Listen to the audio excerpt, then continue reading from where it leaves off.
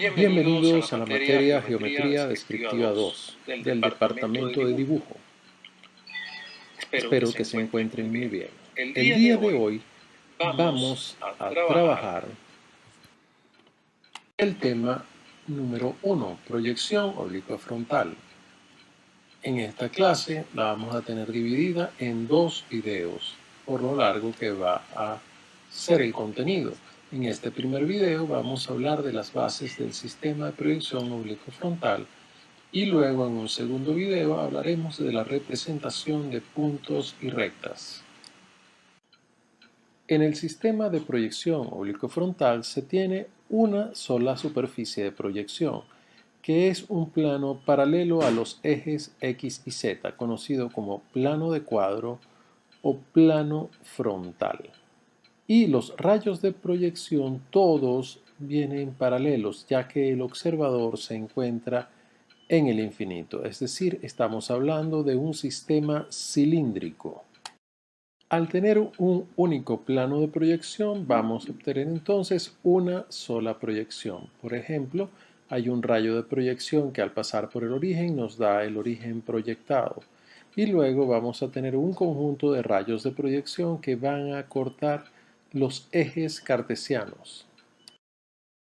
Como los ejes cartesianos X y Z son paralelos al plano de proyección, es decir, forman el plano frontal cartesiano, ellos se van a proyectar en verdadero tamaño y por lo tanto se verá la perpendicularidad en la proyección.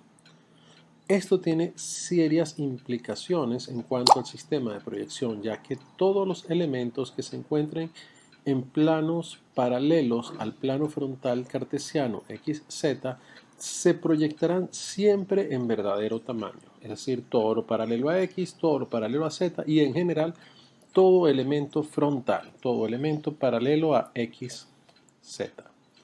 No así ocurre con el eje Y. Más adelante veremos qué está pasando con el eje Y. Para entender un poco más cómo funciona el sistema de proyección oblicuo frontal, vamos primero a recordar algunos elementos de la doble proyección ortogonal. La doble proyección ortogonal obtenía el nombre de doble porque teníamos dos superficies o planos de proyección. Una proyección se hacía sobre el plano horizontal cartesiano, plano XY, y otra proyección se hacía sobre el plano vertical o también denominado plano frontal cartesiano, es decir, el plano XZ. Como hay dos proyecciones, esas proyecciones se forman por dos observadores que se encuentran en el infinito. Al estar esos observadores puntuales en el infinito, los rayos de proyección todos son paralelos, es decir, tenemos un sistema en esencia cilíndrico. Sin embargo, la similitud con la proyección oblicua frontal termina acá, termina en que ambos son sistemas cilíndricos, porque los observadores que generan esos rayos de proyección, obtenemos que los rayos de proyección cuando inciden en los planos de proyección, esos rayos inciden formando 90 grados, es decir, formando un ángulo recto. De allí a que se hable de que el sistema es ortogonal. Por otro lado, tenemos la proyección oblicua frontal, en donde tenemos un único plano de proyección, el plano frontal o plano de cuadro. Este plano no tiene por qué ser el plano frontal cartesiano, es un plano cualquiera paralelo al plano frontal cartesiano, es decir, al plano XZ. Tenemos también un único observador, ese observador está en el infinito. Por lo tanto, los rayos de proyección todos son paralelos entre sí, es decir, el sistema, al igual que en el de doble proyección ortogonal, es cilíndrico. Sin embargo, los rayos de proyección cuando inciden en el plano de proyección lo hacen formando un ángulo menor a los 90 grados. De allí a que se hable de que tenemos un sistema oblicuo. Es así como nosotros, por ejemplo, para un punto A, al tener dos planos de proyección y dos observadores, generábamos dos proyecciones, una por cada plano de proyección, asociado a cada observador. Esas proyecciones las llamábamos proyección horizontal del punto A y proyección vertical o frontal del punto A. Por otro lado, en la proyección oblicua frontal vamos a tener una única proyección en el único plano de proyección, que es el plano frontal, obteniendo así entonces para el punto A la proyección del punto A, la cual se denota como A con una barra. Esta proyección también se le denomina proyección espacial o también se le suele dar la perspectiva desde el punto A. Sin embargo, ese término de perspectiva no es el más adecuado.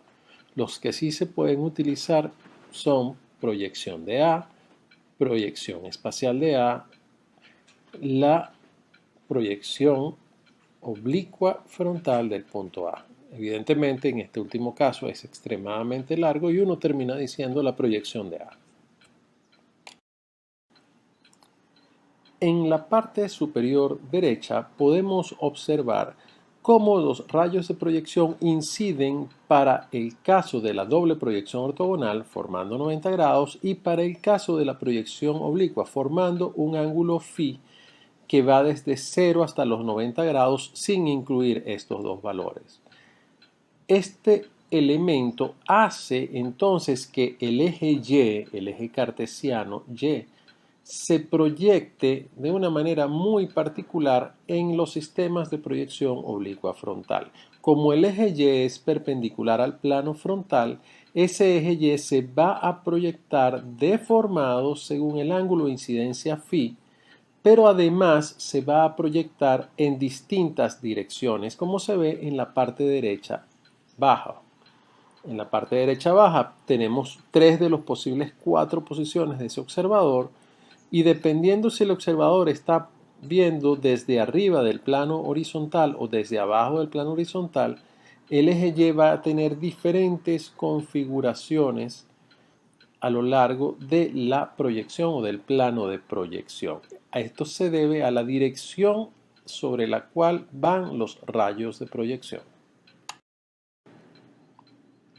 Para ver cómo se proyectan los ejes cartesianos en el plano de proyección, nos vamos a fijar en las dos posibles posiciones en las cuales vamos a trabajar nuestra hoja de dibujo que representa el plano de proyección. Tenemos el caso del rectángulo naranja, que es la posición horizontal o apaisada, y el rectángulo verde, que es la posición vertical o de retrato.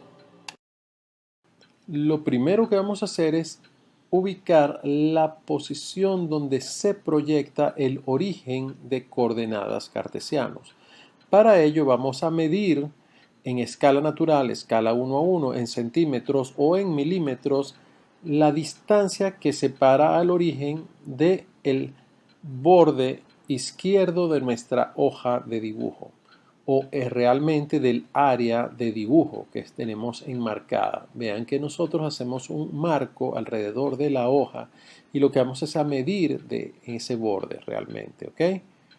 A partir de ese borde vamos a medir la X del origen en dirección horizontal, es decir, perpendicular al lado izquierdo del área de dibujo. De manera semejante vamos a medir la Y del origen, pero en este caso la vamos a medir con respecto a el borde superior horizontal de nuestra área de dibujo o de nuestra hoja de dibujo. Para ello vamos entonces a medir esa distancia también en escala natural en centímetros o en milímetros. De esta forma obtuvimos el origen proyectado y procedemos a dibujar la porción positiva, a resaltarla, de los ejes X y Z proyectados.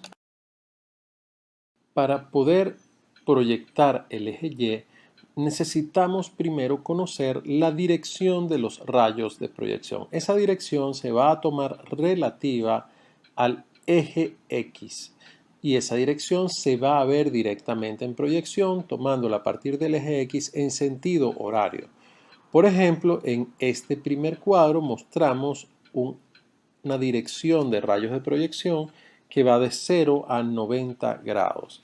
Vean que aunque los grados 0 y 90 están incluidos, no se suelen utilizar para proyectar, ya que resultaría extremadamente difícil trabajar el sistema de proyección.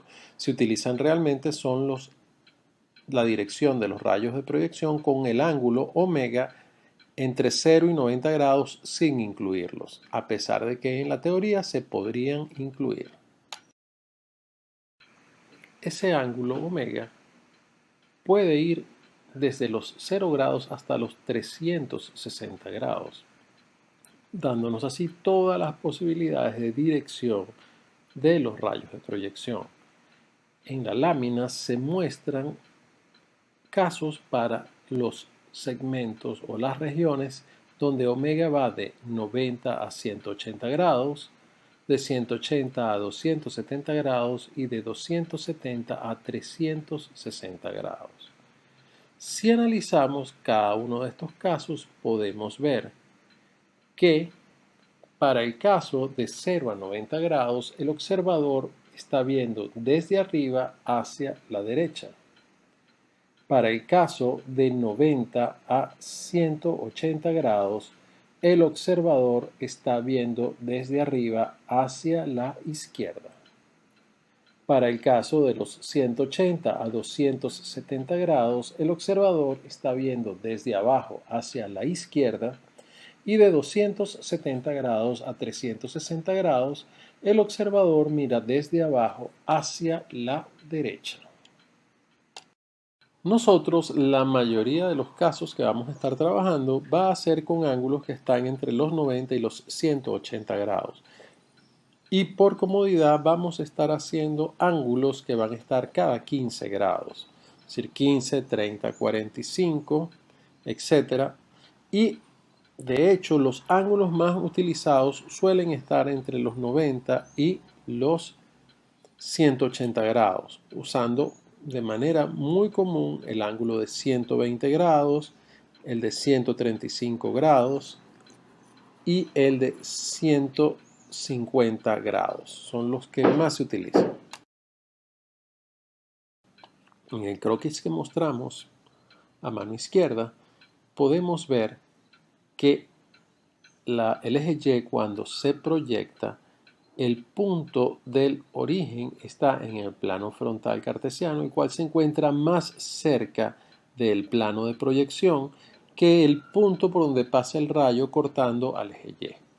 Entonces hay una diferencia de cómo se proyecta ese eje Y. El tamaño real del eje Y va a depender entonces de la dirección que tengan los rayos de proyección y además del ángulo de incidencia. En la parte superior izquierda de la lámina se puede ver el efecto del ángulo de incidencia sobre el tamaño con el que se proyecta la figura.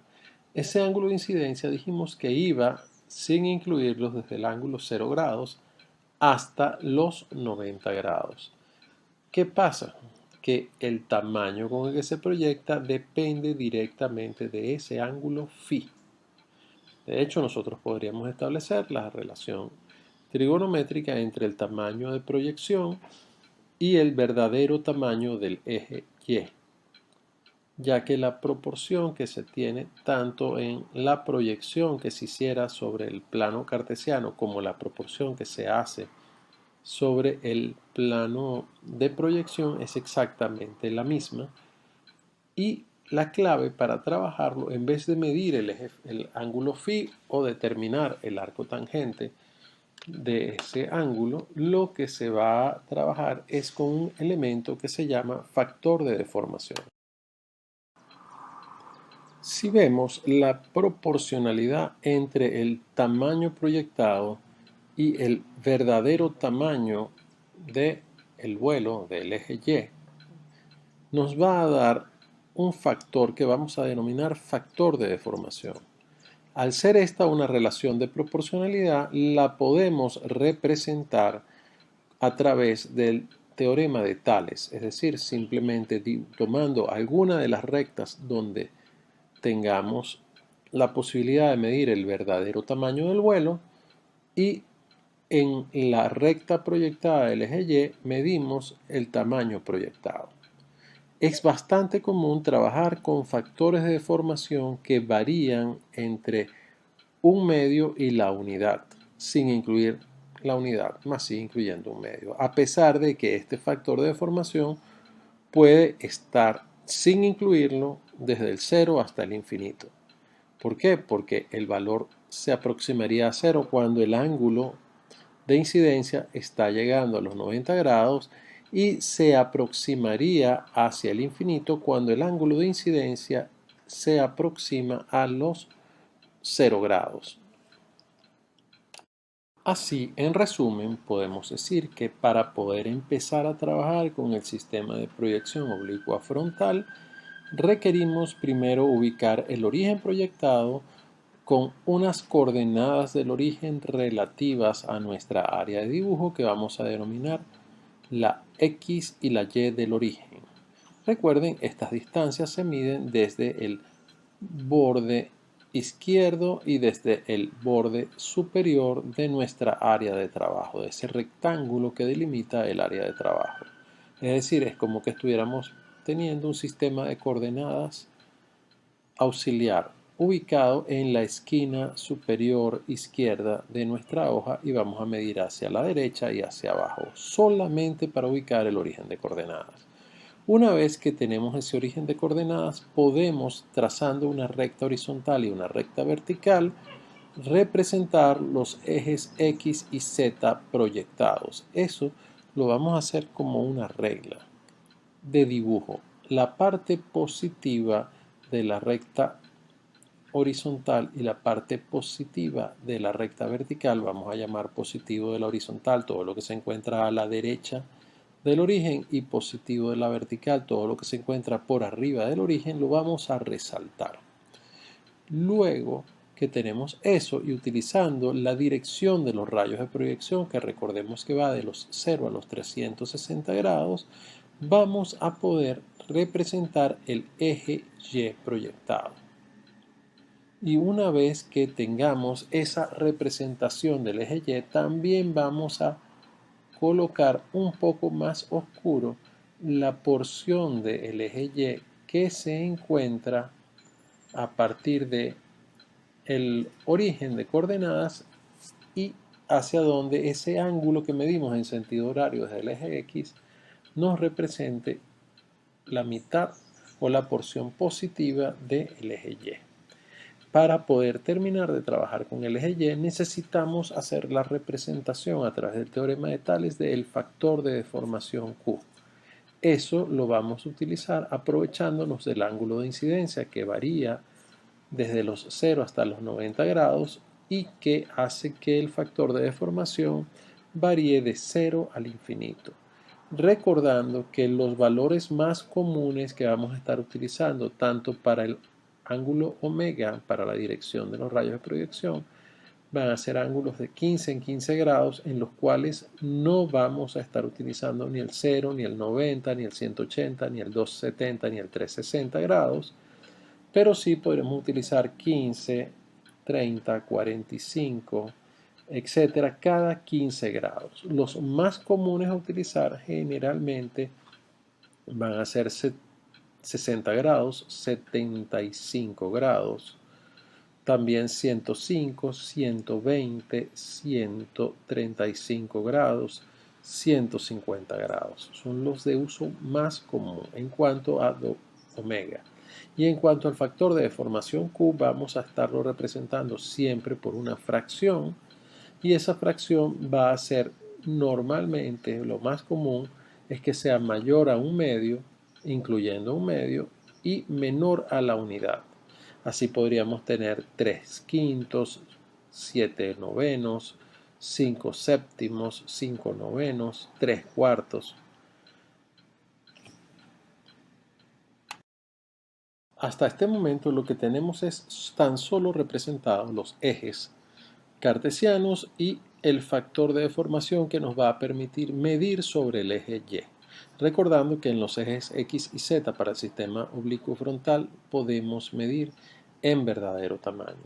Es importante que en el siguiente video veamos cómo representar puntos y rectas, ya que ahora sí vamos a ver ya en uso estos elementos. Por favor, los espero en el próximo video. Saludos.